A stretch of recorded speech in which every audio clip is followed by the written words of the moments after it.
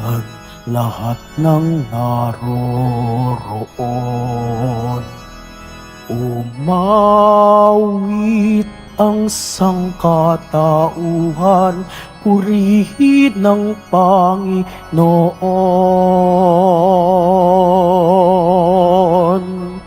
Papuri sa kaitaasan, siya'y papurihan, Diyos ng lahat. O papuri sa kaitaasan, siya'y papurihan, ngayon at magpakailanman. Sa ngalan ng Ama at ng Anak at ng Espiritu Santo, Amen. sumainyo ang Panginoon. At sumayo rin. Mga kapatid, aminin po natin ang ating mga kasalanan upang marapat tayong gumanap sa banal na pagdiriwang.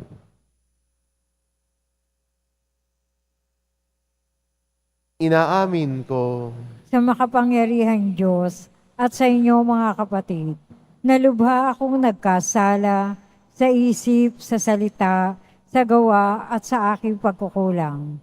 Kaya isinasamo ko sa mahal na Birheng Maria, sa lahat ng mga anghel at mga banal, at sa inyo mga kapatid, na ako'y panalangin sa Panginoong ating Diyos. kaawaan tayo ng makapangyarihan Diyos, patawarin tayo sa ating mga kasalanan, at patnubayan tayo sa buhay na walang hanggan. Amen. Panginoon, kaawaan mo kami. Panginoon, kaawaan mo kami. Kristo, kaawaan mo kami. Kristo, kaawaan mo kami. Panginoon, kaawaan mo kami. Panginoon, kaawaan mo kami. Manalangin tayo. Ama naming makapangyarihan, itinampok mo ang abad na si San Benito bilang dakilang tagapagturo sa mga nagpapakadalubhasa sa paglilingkod sa iyo. Tanging pag-ibig sa iyo ang amin nawang mapahalagahan para taluntunin naming maliksi at bigay na bigay ang landas ng pagsunod sa iyong kautusan sa pamamagitan ni Hesukristo kasama ng Espiritu Santo magpa sa walang hanggan. Amen. Magsiupo muna ang lahat. Pagbasa mula sa aklat ni Propeta Osias. Ito ang sinasabi ng Panginoon. Nang bata pa ang Israel, siya ay aking minahal na parang tunay na anak. At inilabas ko siya sa Ehipto. Ngunit habang siya ay tinatawag ko, lalo naman siyang lumalayo. Lagi na lamang siyang naghahandog sa mga Diyos-Diyosan at nagsusunog ng kamanyang sa kanilang mga Diyos-Diyosan. Ako ang nagturo kay Ephraim na lumakad. Kinalong ko siya, subalit hindi nila alam na ako ang nangangalaga sa kanila. Pinatnubayan ko sila ng buong pagmamalasakit at pagmamahal. Ang katulad ko'y isang nag-aalis ng busal sa kanilang bibig at yumuko ako upang sila'y mapakain. Nagtatalo ang loob ko at nananaig sa aking puso ang malasakit at awa. Hindi ko ipadarama ang bigat ng aking puot. Hindi ko na muling sisirain ang Ephraim, sapagkat ako'y Diyos at hindi tao. Ang banal na nasa kalagitnaan ninyo, at hindi ako naparito upang magwasak. ang salita ng Diyos. Salamat sa Diyos. Poon kami yung iligtas at tanglawan ng iyong sinag. Poon kami yung iligtas at tanglawan ng iyong sinag. Pastol ng Israel, kami ay pakinggan. Mula sa trono mong may mga kirubin, kami ay tulungan. Sa taglay mong lakas, kami ay iligtas at tubusin sa hirap. Poon kami yung iligtas at tanglawan ng iyong sinag. Ika'y manumbalik, O Diyos na dakila. Pagmasdan mo kami mula sa itaas, at ang punong ito'y muling pagyamanin at iyong iligtas. Lumapit ka sana, ang puno ng ubas na itinanim mo ay iyong iligtas. Yaong punong iyon na pinalagumot, iyong pinalakas. Poon kami yung iligtas at tanglawin ng iyong sinag. Magsitayo po ang lahat.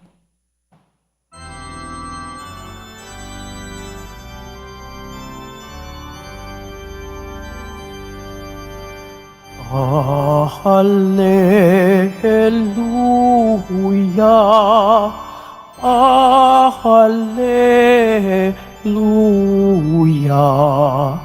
Hallelujah,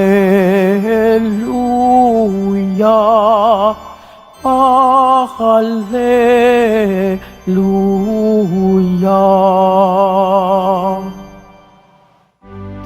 Ang Diyos ay maghahari na,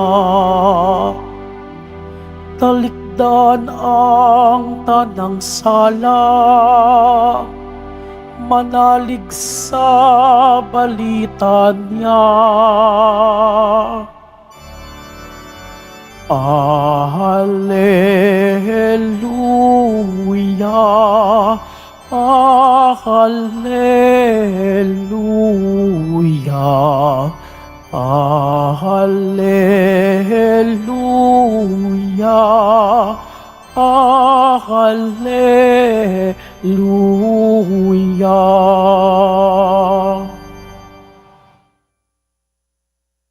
Sumainyo ang Panginoon. At sumayo rin. Ang mabuting balita ng Panginoon ayon kay San Mateo. Papuri sa iyo, Panginoon. Noong panahong iyon, sinabi ni Jesus sa kanyang mga apostol, "Humayo kayo at iparangal ninyo na malapit na ang maghari ang Diyos. Pagalingin ninyo ang mga may sakit at buhay na mga patay. Pagalingin ninyo ang mga kitongin at palayasin ang mga demonyo. Yamang tumanggap kayo ng walang bayad, magbigay naman kayo ng walang bayad. Huwag kayong magdala ng salapi, maging ginto, pilak o tanso sa inyong mga lukbutan. Huwag din kayo magdala ng supot sa inyong paglalakbay, ni bihisan, pampalit na panyapak o tungkod, sapagkat ang manggagawa ay may karapatan ng kanyang ikabubuhay. At sa mambayan kayo dumating, humanap kayo ng taong karapat dapat pakituluyan at manatili kayo roon habang kayo'y nasa lugar na iyon. Pagpasok ninyo sa bahay, sabihin ninyo maghari nawa ang kapayapaan sa bahay na ito. Kung karapat dapat ang mga tao sa bahay na iyon, pananatilihin ninyo sa kanila ang inyong bati. Ngunit kung hindi, bawiin ninyo ito. At kung ayaw kayong tanggapin o pakinggan ng isang tahanan o bayan, umalis kayo roon at ipagpag ang halikabok sa inyong mga paa. Sinasabi ko sa inyo na sa araw ng paghuhukom ay higit na mabigat ang ipaparusa sa mga tao sa bayang yaon kaysa dinanas ng mga taga-Sodoma at taga-Gomora. Ang mabuting balita ng Panginoon. Pinupuri ka namin, Panginoong Hesukristo. Magsiupo muna ang lahat.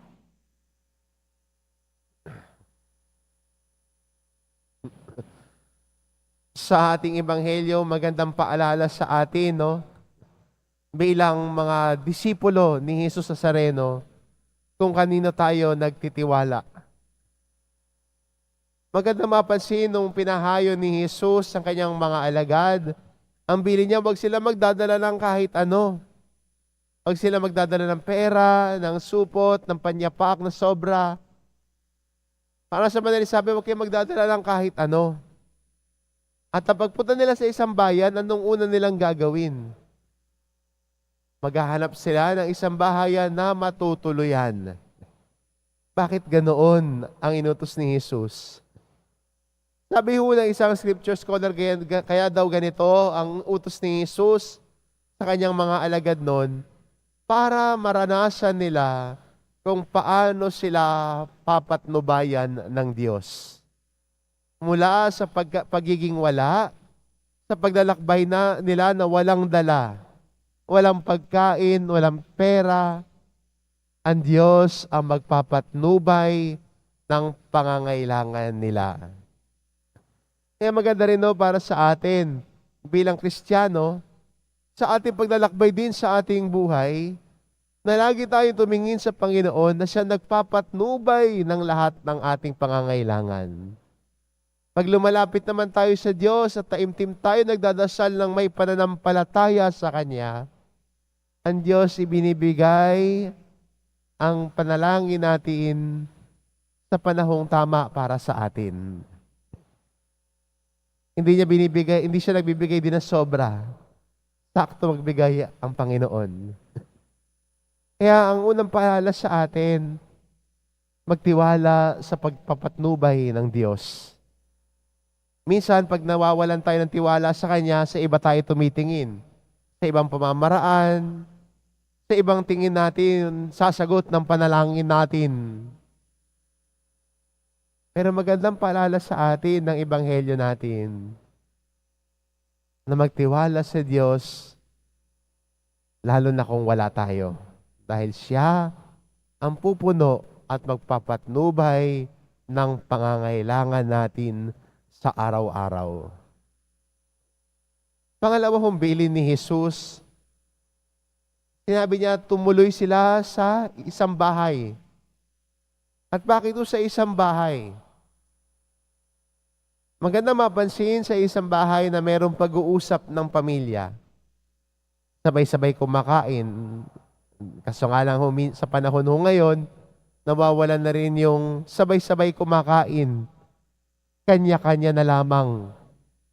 Pero maganda rin sa pagkain, sa hapag, doon na ipabalit, doon na nababahagi ang mabuting balita.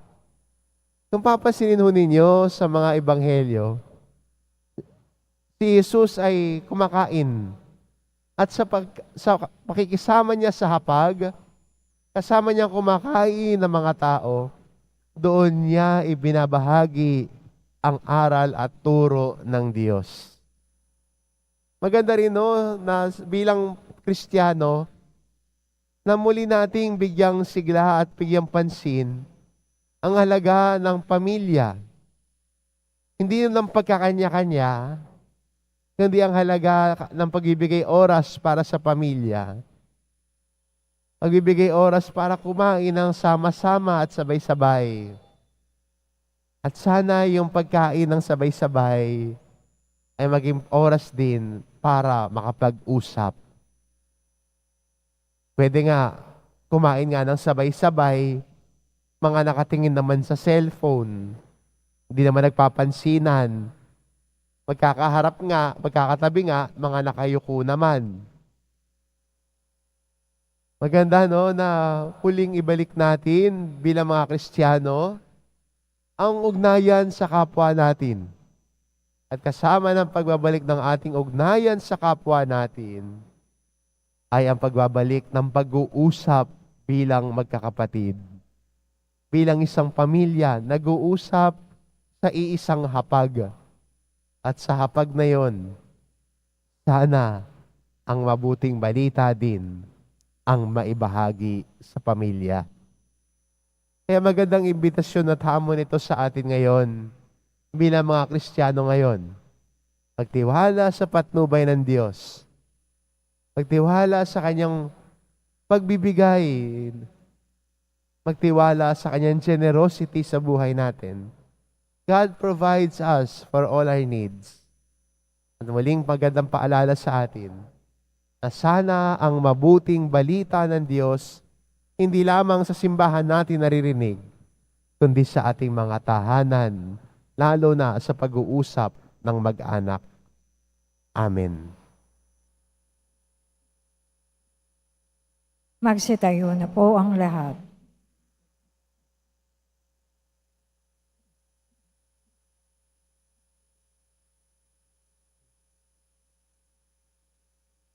Minamahal ko mga kapatid, tayo ay kabahagi sa walang hanggang plano ng Diyos.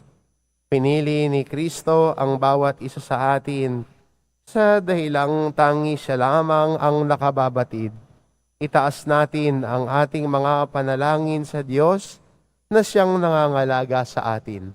Ang ating itugon, mapagbigay na Diyos, pakinggan mo kami. Mapagbigay na Diyos, pakinggan mo kami. Ang simbahan naway patuloy na mag-anyaya at magsugo ng marami pang misyonero upang ipahayag ang kaligtasan ng Diyos. Manalangin tayo. Mapagbigay na Diyos, pakinggan mo kami.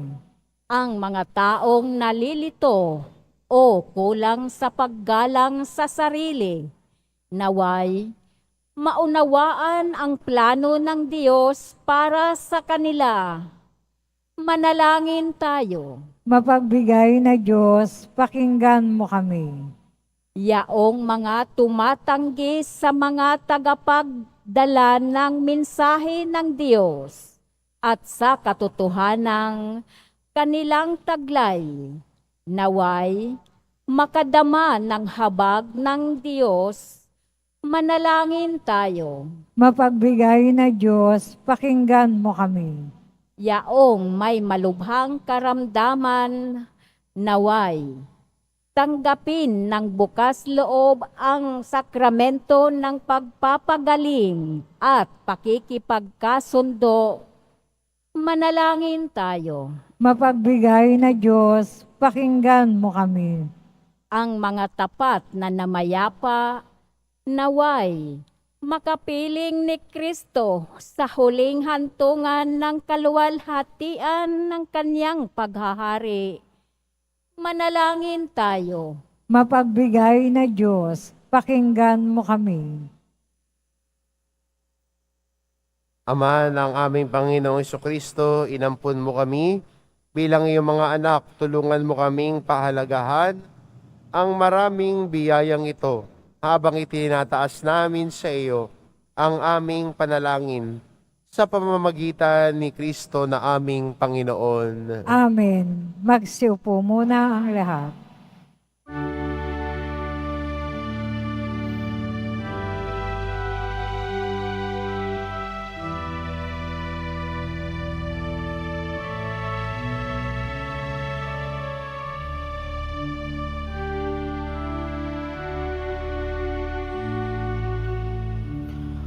Aming alay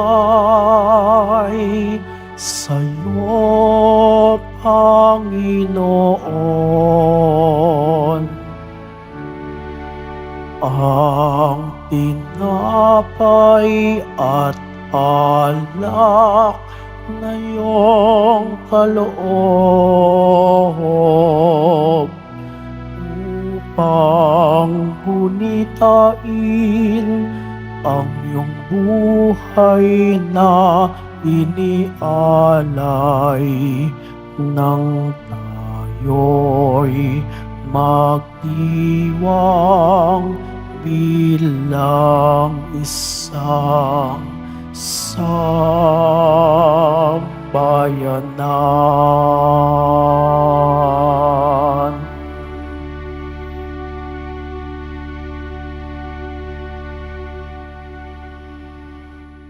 Magsitayo na po ang lahat.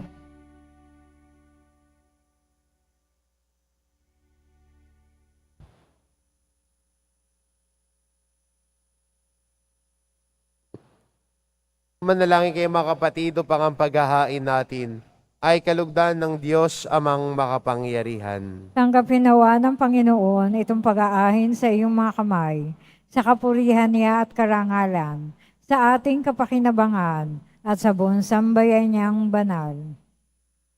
Ama naming lumikha, sa paghahain namin ngayong ginugunita si San Benito, tungayan mo ang aming mga alay at ipagkaloob mo na matularan namin ang kanyang mga halimbawa sa pagdulog sa iyo, upang kami paging dapating magkamit ng iyong mga kaloob sa pagkakaisa at pagkakasundo sa paglilingkod namin sa iyo sa pamamagitan ni Hesukristo kasama ng Espiritu Santo magpasawalang hanggan. Amen. Sumainyo ang Panginoon. At sumayo rin. Itaas sa Diyos ang inyong puso at diwa. Itinaas na namin sa Panginoon.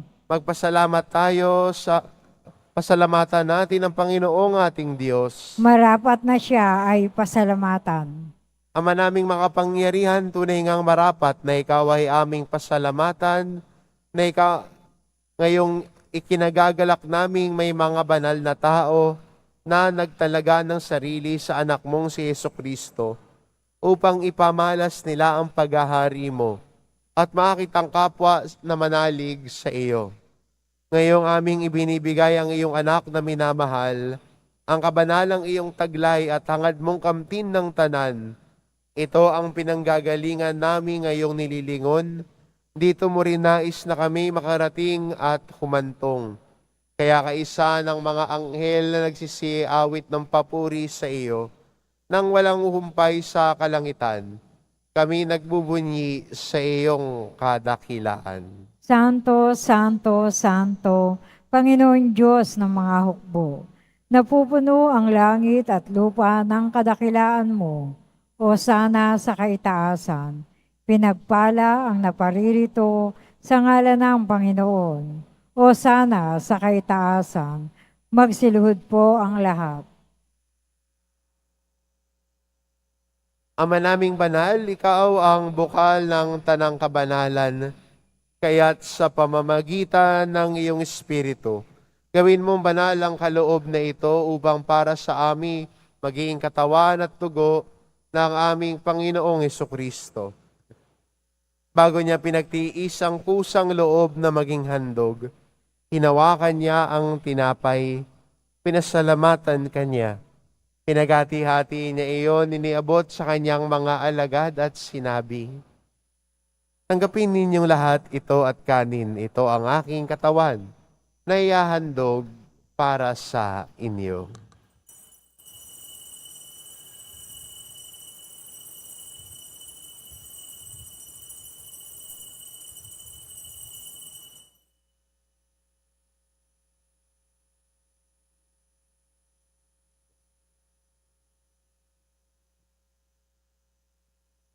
Gayun din naman na matapos ang hapunan, hinawakan niya ang kalis. Muli kanyang pinasalamatan. Iniabot niya ang kalis sa kanyang mga alagad at sinabi, "Tanggapin ninyong lahat ito at inumin ito ang kalis ng aking dugo, ng bago at walang hanggang tipan. Ang aking dugo na ibubuhos para sa inyo at para sa lahat, sa ikapagpapatawad ng mga kasalanan. Gawin ninyo ito sa pag-alala sa akin."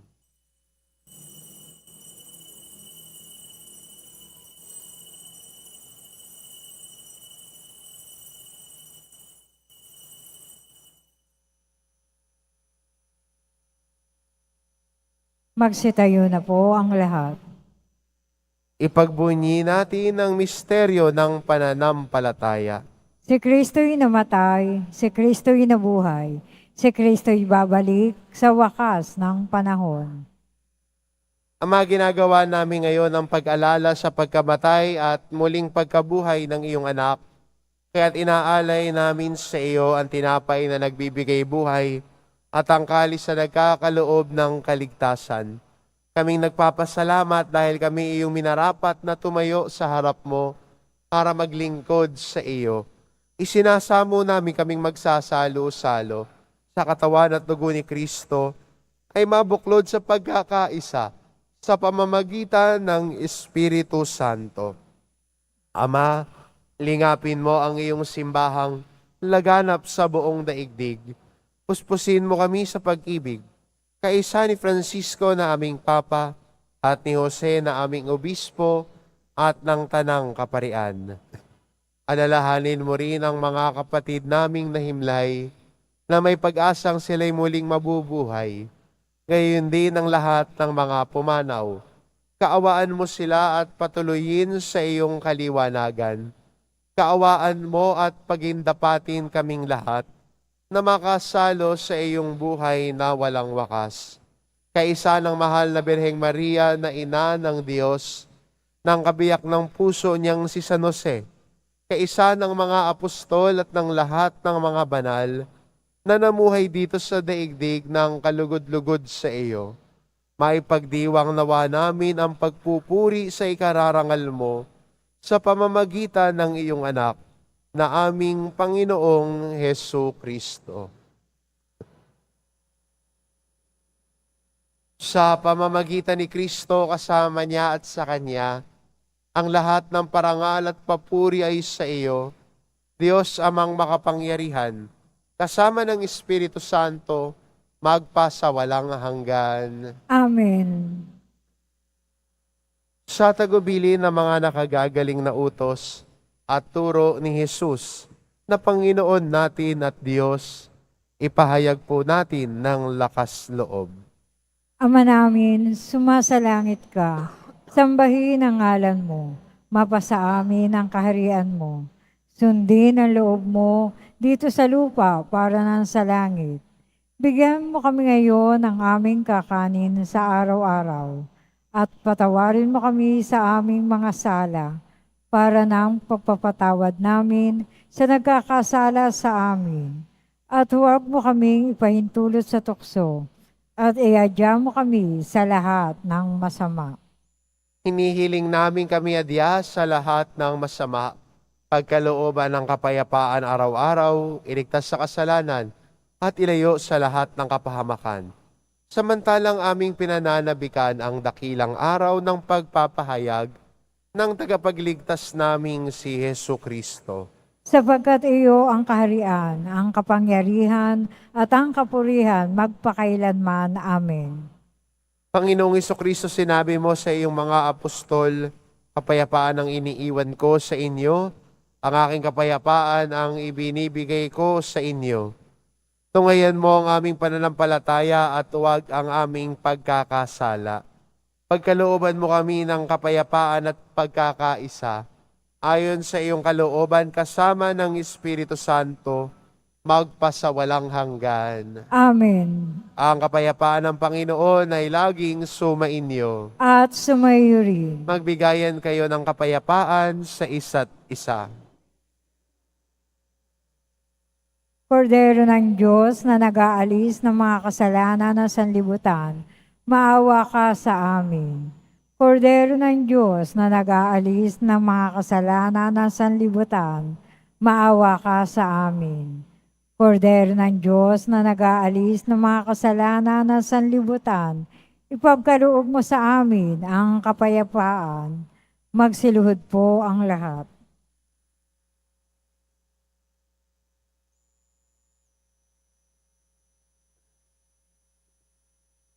Ito ang kordero ng Diyos na nag-aalis ng kasalanan ng sanlibutan. Mapalad ang mga inaanyayahan sa kanyang piging. Panginoon, hindi ako karapat-dapat na magpatuloy sa iyo, ngunit sa isang salita mo lamang ay gagaling na ako.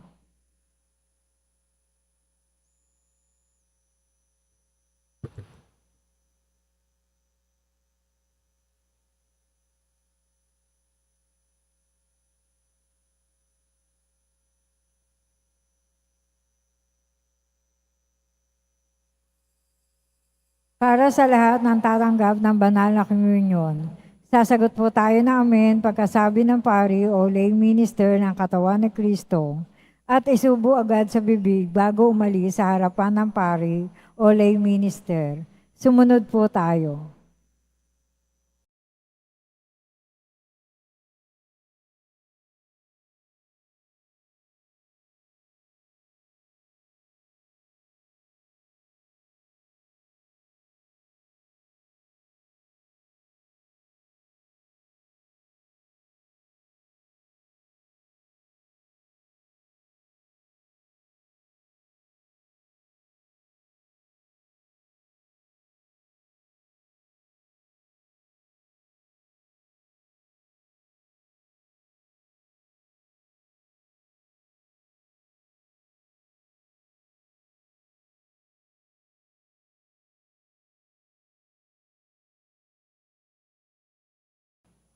Manalangin tayo.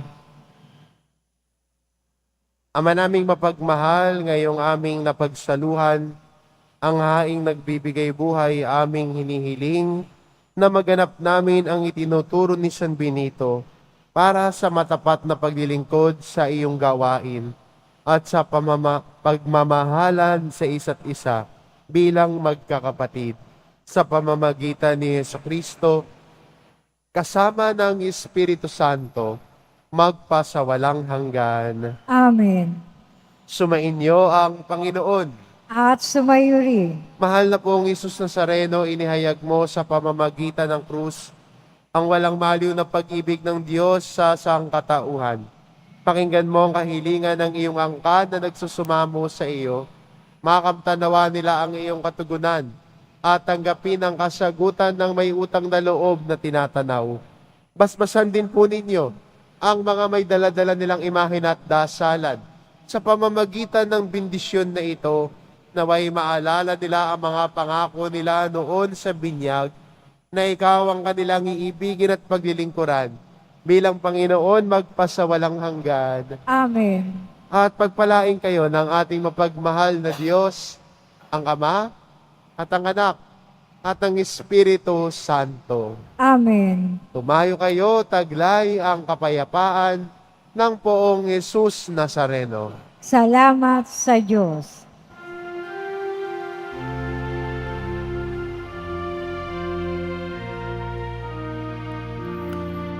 Nuestro Padre Jesus Nazareno, sinasamba ka namin, pinipintuho ka namin, aral mo ang aming buhay at kaligtasan. Nuestro Padre Jesus Nazareno, iligtas mo kami sa kasalanan.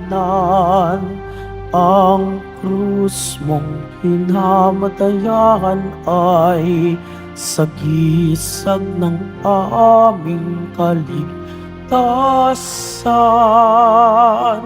Nuestro Padre Jesus Nazareno, dinarangal ka namin. Nuestro Padre Jesus Nazareno, niluluwalhati ka namin. Nuestro Padre Jesus Nazareno, dinarangal ka namin.